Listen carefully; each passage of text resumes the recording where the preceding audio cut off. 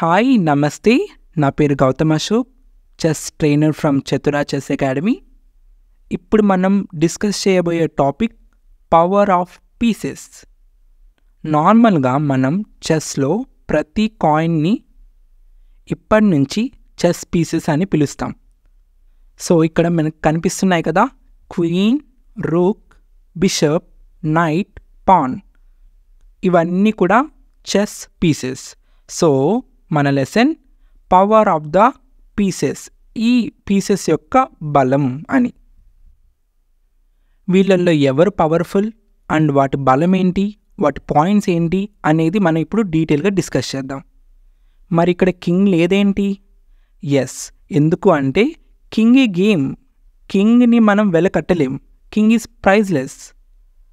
కాబట్టి ప్రస్తుతానికి కింగ్ని పక్కన పెట్టి మనకున్న ఆర్మీలో వీళ్ళల్లో ఎవరు పవర్ఫుల్, ఎన్ని పాయింట్స్ అనేది మనం తెలుసుకోవాలి. జనరల్గా మనం గేమ్ ఆడేటప్పుడు మన గేమ్ బాగా అర్థం అవ్వడం కోసం మనం పాయింట్స్ ఇచ్చుకున్నాం. ఆ పాయింట్స్ కూడా 1 పాయింట్ నుంచి హైయెస్ట్ 9 పాయింట్స్ వరకు వీటికి వాల్యూ ఇచ్చాం. సో ఇప్పుడు మీకు ఒక టాస్క్ ఇస్తున్నాను, చిన్న టెస్ట్ లాగా. మీరు గెస్ చేయండి. సో క్వీన్కి ఎన్ని పాయింట్స్ అయిండొచ్చు, రుక్కి ఎన్ని పాయింట్స్ అయిండొచ్చు, అలాగా బిషప్కి, నైట్కి, పాన్కి. సో నేను తర్వాత చెప్తాను, బట్ వీడియోని పాస్ చేసి మీరైతే ట్రై చేయండి. ఓకే, ఆన్సర్ వచ్చేసి అన్నిటికంటే హయ్యెస్ట్ వాల్యుబుల్ పీస్ ఏంటి అంటే క్వీన్కి 9 పాయింట్స్. సో మనం నోట్ చేసుకుందాం, క్వీన్కి 9 పాయింట్స్. ఉన్న ఆర్మీలో కల్లా అన్నిటికంటే ఎక్కువ పాయింట్స్, ఎక్కువ వాల్యూ దేనికి ఉందంటే క్వీన్కి ఉంది. రుక్ విషయానికి వస్తే రుక్కి 5 పాయింట్స్. సో క్వీన్ తర్వాత నెక్స్ట్ ఎక్కువ వాల్యుబుల్ ఎవరు అంటే రుక్. ఎన్ని పాయింట్స్? 5 పాయింట్స్. నెక్స్ట్ బిషప్ విషయానికి వస్తే బిషప్కి 3 పాయింట్స్. అంటే రుక్ తర్వాత నెక్స్ట్ వాల్యూ ఎవరికి ఇచ్చాం? బిషప్కి. ఎన్ని పాయింట్స్? 3 పాయింట్స్. నైట్కి కూడా 3 పాయింట్సే. యాక్చువల్లీ బిషప్కి, నైట్కి రెండింటికి కూడాను ఈక్వల్ పాయింట్స్. ఎన్ని అంటే 3. అంటే రుక్ తర్వాత నెక్స్ట్ వాల్యుబుల్ ఎవరు అంటే నైట్, బిషప్. ఫైనల్గా మిగిలింది ఎవరు? పాన్కేమో 1 పాయింట్. అంటే ఉన్న ఆర్మీలో కల్లా లీస్ట్ వాల్యూ ఎవరు అంటే పాన్. ఎవరైతే రైట్గా గెస్ చేశారో వాళ్ళకి 10 పాయింట్స్. Very good. ఎవరైతే రాంగ్గా గెస్ చేశారో మీకు కూడా 10 పాయింట్స్, ఎందుకంటే మీరు ట్రై చేశారు కాబట్టి.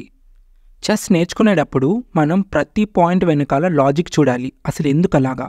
సో ఇప్పుడు మనకు తెలిసింది, క్వీన్కి 9 పాయింట్స్ ఇచ్చారు, రుక్కి 5 ఇచ్చారు, బిషప్ అండ్ నైట్కి 3 ఇచ్చారు, పాన్కి 1 ఇచ్చారు. ఎందుకు అలాగా? ఎప్పుడైతే మీరు గేమ్ని బాగా అర్థం చేసుకుంటారో మీరు చాలా బెటర్గా ఇంప్రూవ్ అవుతారు. సో ఇప్పటి నుంచి మనం ఈ కాన్సెప్ట్ని బాగా అర్థం చేసుకోవడానికి ట్రై చేద్దాం. అందుకోసం మనం ఒక చిన్న ఎగ్జాంపుల్ తీసుకుందాం. ఇక్కడ అబ్జర్వ్ చేయండి, మనకి 2 డయాగ్రామ్స్ కనిపిస్తున్నాయి. ఫస్ట్ సపోజ్ తినకి చాలా స్ట్రాంగ్ బాడీ ఉంది, పెద్ద బాడీ అండ్ చాలా స్ట్రాంగ్ మజిల్స్ ఉన్నాయి, స్ట్రాంగ్ బాడీ ఉంది, ఓకేనా. ఆన్ ద అదర్ హ్యాండ్ ఇంకొక అతనికి చాలా చిన్న బాడీ, చాలా వీక్గా ఉన్నారు. ఇప్పుడు చెప్పండి, వీళ్ళిద్దరిలో బలం ఎవరికి ఎక్కువ, స్ట్రెంగ్త్ ఎవరికి ఎక్కువ ఉంటుంది? ఖచ్చితంగా తినకే స్ట్రెంగ్త్ ఎక్కువ ఉంటుంది. తినకి స్ట్రాంగ్ బాడీ ఉంది కాబట్టి స్ట్రెంగ్త్ ఎక్కువ, తనకి వీక్ బాడీ ఉంది కాబట్టి స్ట్రెంగ్త్ తక్కువ అన్నట్టు. మరి చెస్లో స్ట్రాంగ్ ఎలా చెప్తాం, మనకి స్ట్రెంగ్త్ అని ఎలా చెప్తాం? ఎవరైతే ఎక్కువ స్క్వేర్స్ కంట్రోల్ చేస్తారో వాళ్ళకే బలం ఎక్కువ, వాళ్ళే స్ట్రాంగ్ అని అర్థం. ఇప్పుడు అబ్జర్వ్ చేయండి, మనం రుక్కుని తీసుకున్నాం. రుక్ బలం ఏంటి అంటే రుక్ కంట్రోల్లో ఉన్న స్క్వేర్స్. రుక్ ఎంత ఎక్కువ స్క్వేర్స్ కంట్రోల్ చేయగలదో అంత స్ట్రాంగ్ అని. ఎవరైతే ఎక్కువ స్క్వేర్స్ కంట్రోల్ చేస్తారో వాళ్ళు ఎక్కువ స్ట్రాంగ్ అని అర్థం. సో ఇప్పుడు మనం ఒక్కొక్క ఆర్మీని తీసుకొని, ఒక్కొక్క చెస్ పీస్ని తీసుకొని మనం ఏవి ఎక్కువ స్క్వేర్స్ కంట్రోల్ చేస్తున్నాయో చూస్తూ అర్థం చేసుకుందాం. క్వీన్తో స్టార్ట్ చేస్తున్నాను. సో ప్రస్తుతానికి నేను హైలైట్ చేస్తాను, మీరు స్క్వేర్స్ ఎన్ని కంట్రోల్ చేస్తున్నాయో కౌంట్ చేయండి. మీ టాస్క్ ఏంటంటే వీడియోని పాస్ చేసి ఎన్ని స్క్వేర్స్ కంట్రోల్ చేస్తుందో కౌంట్ చేసి చెప్పండి. ఓకే, సో ఆన్సర్ వచ్చేసి 27 స్క్వేర్స్, చాలా ఎక్కువ. అందుకనే ఎక్కువ స్క్వేర్స్ కంట్రోల్ చేస్తుంది కాబట్టి క్వీన్కి మనం 9 పాయింట్స్ ఇచ్చాం. సో నెక్స్ట్ చూద్దాం, ఇంకా చూసే కొద్దీ ఇంకా క్లారిటీ వస్తుంది. ఓకే, ఇప్పుడు మనం రుక్కుని చూద్దాం.